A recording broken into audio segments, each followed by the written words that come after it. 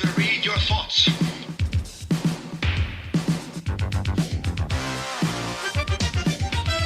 From the future.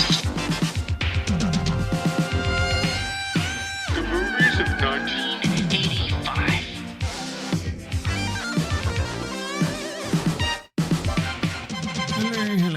Hello, and welcome to week 26 of the year 1985. That's Tuesday, the 25th of June to Monday, the 1st of July, 1985. Week 26. That's the end of the first half of the year, isn't it? And we're halfway through this podcast, The Movies of 1985. My name is Jason Hutchins. I'm stuck here in the year 1985. So what I do each week is I spin a bingo machine to select a random number, and based on that, I go and rent a movie from a local video store and watch it on VHS. So I've got my trusty bingo machine right here. So let's spin it now and see what comes out. Make sure it's well mixed. And the number's out. And this week we have number 45. So let me just press play on tape and load up my Commodore 64. Now, number 45 is a movie called Dreamchild. Now, this one I draw a blank on. I have no idea about this. I can see it's out of the UK. It runs about 1.5 hours. And I think this one might prove to be very difficult to watch in the year 2025.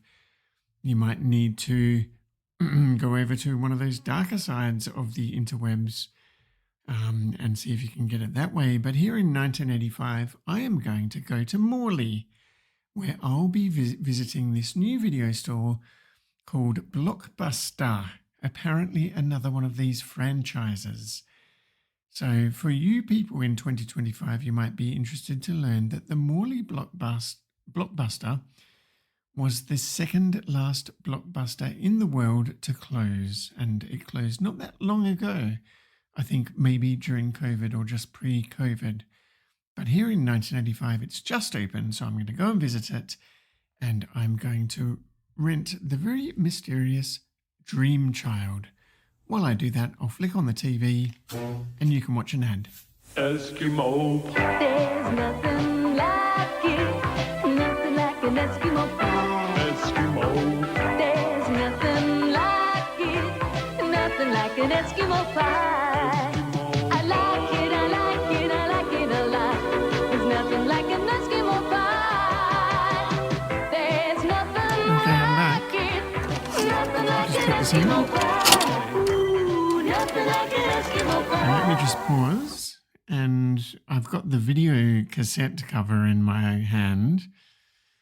And yeah, I didn't know what this movie was going to be, but as soon as you look at the cover, it becomes quite obvious what it is, because we see down the bottom various puppets, and there's like the puppets from Alice in Wonderland, and there's a little blurb saying featuring the puppets of Jim Henson, because Jim Henson's Creature Workshop were responsible for the dream sequences in this movie Dreamchild, which is the true story of Alice in Wonderland. Now, on the cover, above the puppets, there's a picture of Ian Holm hugging a young girl who looks maybe 14 years old.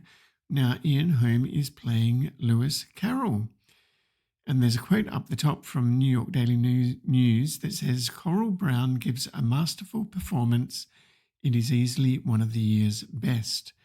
So that's Dreamchild. Turning over to the back, there's just a bunch of credits. Thorn EMI presents, Coral Brown, Peter Gallagher, Ian Holm, Dreamchild, written by Dennis Potter, starring Jane Asher, Nicola Cowper, Karis Kaufman, with blah, blah, blah, lots of other people, and characters designed and performed by Jim Henson's Creature Shop. So there you go. How interesting. This is very obscure, this movie. Now, there's a little bit of a blurb that says Alice Hargraves, the inspiration for Lewis Carroll's Alice in Wonderland, now 80 years old, visits New York in the early 1930s. So it's a bit like Titanic, is it? Accompanied by her 20-year-old companion, Lucy. In New York, she is adopted by Charles, an enterprising hustler who falls in love with Lucy. Alice remembers the halcyon days of her childhood in Oxford and the fantastical stories woven for her by the strange and repressed Reverend Dodson, i.e. Lewis Carroll. Dennis Potter's romantic story beautifully contrasts America of the 1930s and Oxford of the 1850s, paralleling wistfully Alice's recollections and Lucy's maturing love affair with Charles. Oh dear, romantic children's movie. Alice's memory scenes are magically brought to life through the characters from Jim Henson's Creature Shop, including the Mad Hatter, the Dormouse, and the March Hare. And down the bottom, there's a couple of photographs of just that. So there you go. That's Dreamchild. So I think it's now time to press play on tape and watch Dreamchild. When I was a little girl, Dreamchild, the true story of the real Alice and Charles Dodgson, better known as Lewis Carroll. I hope you will always cherish it, Alice. The most wonderful thing that has ever happened. I shall read it again and again and again, and then I shall start at the last page and finish at the first. Dreamchild is Dennis Potter's brilliant picture of childhood innocence and the pressures of the new world. But was it a dream, or was it reality? What day of the month is it? What day of the month is it? Coral Brown as the 80-year-old Alice. flowers remind me of death, you know. Ian Holm as the inspired storyteller. It was time for Alice to have some tea. Jane Asher as Alice's mother. Say you're sorry at once. What really happened in that long-lost Victorian summer? Was it the wonderland we can never forget? Or did the looking glass reflect a different picture? But I see it now. At long, long last. Dreamchild, the revealing story of Lewis Carroll and the girl who was Alice. Oh my goodness. This movie is so boring. So boring. All right. Probably the worst of the year, I reckon. I would have to give it a cactus rating, maybe a 2 out of 5. It's just interminably boring. And I think this movie gave me COVID because while I was watching it, I started to run a fever, and by the time I was done, I tested positive for COVID. I had to isolate for like a week. This is quite serious. This is why I didn't release the podcast on time. I was really sick. But maybe that affected the way that I appreciated this movie. It was like being in a fever dream watching this thing. Anyway, let me run through the first 10 minutes so you can have an idea of how this movie starts off. So we get this white on blue Thorn EMI logo. So it's a British company. It was a merger between Thorn and EMI. And our first colour TV at home was a Thorn. They have a little Thorn logo, like a prickle that you might step on. And our TV would have been manufactured in Australia. It had a really chunky remote control. It was quite cool having a remote control all the way back then. We probably got it in 1982 or something like that. But the remote control used sonar. So if you put your ear to it and pressed a button, you could actually hear this very high-pitched squeal. And it only had 2 buttons. And one of the buttons was mute. So it was either full volume or mute. And the other button was go up by 1 channel. But that was okay. There were only 3 channels. So when we got a video recorder, of course, there was a 4th channel that the video recorder was plugged into. But that TV had a nice wood finish, and we used it for probably about 15 years. Anyway, back to the movie. So we then see credits over a black screen with depressing music and thunder and rain. Not a really good start for a movie. And then we see shots of waves against a cloudy sky. But you realise pretty quickly you're not looking at waves. You're looking at like sparkly cloth being blown from underneath on a big sound stage. So it's fake water, which works quite effectively. And this was probably my favourite part of the whole movie, was appreciating this fake water that they'd done.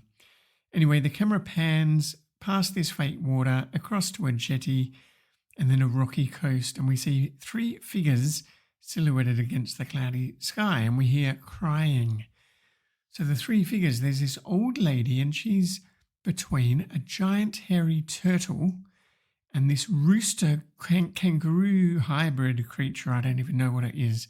Now, presumably these two creatures are from other Alice in Wonderland books, not necessarily the first book, because there were a whole series of them. But so basically the tortoise and the rooster hybrid kangaroo creature have a conversation where there's lots of silly wordplay, and the old lady is somehow replaced with this young girl, this 14-year-old girl or whatever.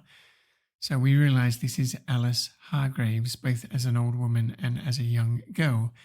And then we basically cut to a helicopter view of a cruise ship, and there's some titles overlaid that says, in 1932, Alice Hargraves, who long ago was Lewis Carroll's Alice, is invited to New York City to celebrate his centenary. It is her first visit to the New World.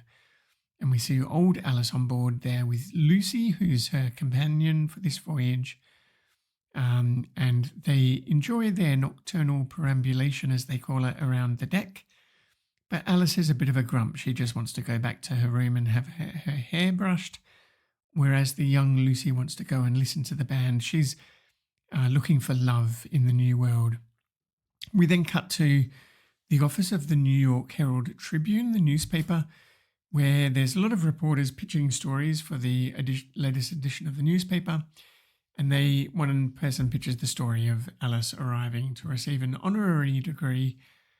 And this young man called Jack is assigned the story. Now, that basically sets up everything in 10 minutes, because Jack eventually becomes the love interest of young Lucy and writes the story about Alice. And the movie culminates in Alice giving her acceptance speech while she's being awarded her honorary degree. Anyway, in some sense, this movie is a very suitable movie for 1985, just the fantasy and the Jim Henson's puppets and all of that sort of stuff. It is interesting to see Peter Gallagher playing the love interest. So he is the real estate king from American Beauty that we watched in the movies of 1999 last year. And people might also know him as the dad from Zoe's Extraordinary Playlist, which my daughter and my wife watched together. Strangely, Steve Guttenberg from Cocoon was their first choice for the love interest, but he couldn't make it, so they got Peter Gallagher instead. Now, the acting in this movie is fairly wooden. There's a few instances of extras looking straight at the camera, breaking the fourth wall. Now, the old lady, the old version of Alice, Coral Brown, she was 72 when she filmed this movie, I believe.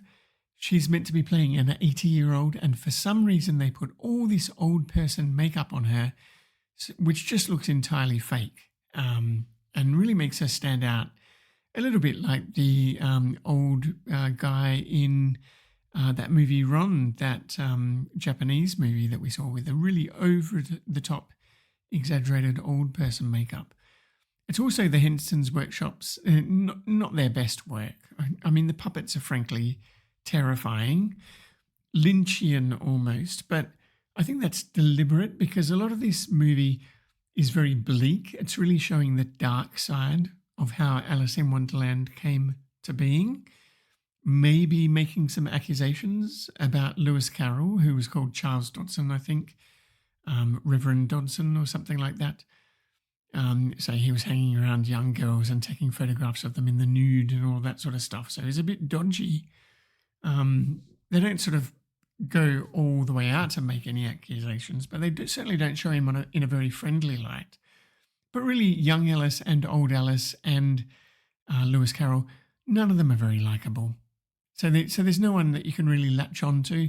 I suppose the love interest was supposed to be that, but again, it didn't really work for me. Now, Ian Holm, he's always good, and part of the reason why I wanted to put this movie on the list. We saw him earlier this year in Brazil, of course, and he's also known as, in the Lord of the Rings trilogy, he's Bilbo, of course. Now, the title of this movie, Dreamchild, is very weird because it's just one word, a bit like Ladyhawke. You know, you'd expect Dreamchild to be two different words, but they've sort of compressed it into one word, so it's a bit weird, isn't it? And in terms of Lewis Carroll, I've not really read any of his work, but the stuff that I have read, I really like What the Tortoise Said to Achilles, which was quoted in its full in Douglas Hofstadter's book, Gödel Shabak, An Eternal Golden Braid, which is all about Zeno's paradox. So he was a mathematician, and when he's talking about mathematics and using these fantastical characters to write about mathematics, it's probably when he's at his best. Alice in Wonderland is a bit trippy, isn't it? So not my favourite movie of the year. I'm going to give it 2 out of 5, like I said. Please don't watch this movie. It's not that good. But now...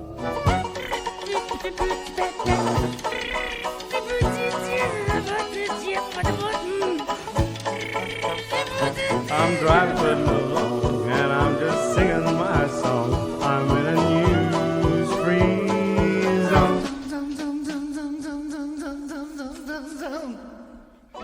Well, welcome to the News Free Zone, everybody. That time of the podcast where we look back at the news from 1985 so we can ignore the news from 2025.